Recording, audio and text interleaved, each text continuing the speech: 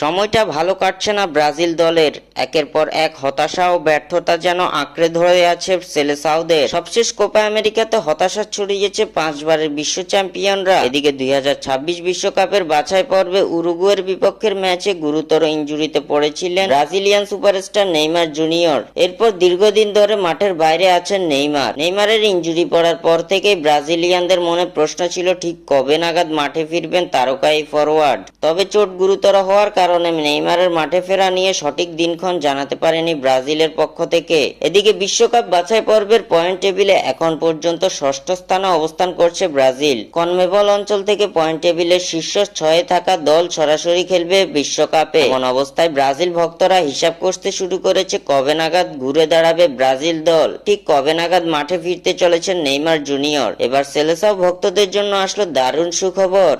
চূড়ান্ত হলো নেইমার জুনিয়রের মাঠে ফেরার দিনক্ষণ। তারকাই ফরওয়ার্ড ইনজুরি কাটিয়ে মাঠে ফিরবেন ব্রাজিলের বিশ্বকাপ বাছাই পর্বের ম্যাচের আগে, এমনটাই জানিয়েছেন ব্রাজিল দলের চিকিৎসক রদ্রিগো লাসমার। চলতি বছরের সেপ্টেম্বরে বিশ্বকাপ বাছাই পর্বের লড়াইয়ে মাঠে নামছে ব্রাজিল। ইকুয়েডরের বিপক্ষের ম্যাচের মধ্য দিয়ে আবারও বিশ্বকাপ বাছাইয়ের ম্যাচ শুরু করবে সেলেসাওরা। সব মিলিয়ে বিশ্বকাপ বাছাইয়ের এখনো 12টা ম্যাচ বাকি আছে ব্রাজিলের সামনে। 2026 বিশ্বকাপে কোয়ালিফাই করার জন্য এই সবগুলো ম্যাচই মহা গুরুত্বপূর্ণ পাঁচবারের বিশ্ব চ্যাম্পিয়নদের কাছে। আর এমন গুরুত্বপূর্ণ সময়ে দলে ফিরছেন নেইমার। আগামী সেপ্টেম্বরে পরিপূর্ণ সুস্থ হয়ে ব্রাজিলের হয়ে মাঠে নামবেন নেইমার, এমনটাই নিশ্চিত করেছে ব্রাজিল জাতীয় দলের চিকিৎসক ও কোচ দরিবাল জুনিয়র।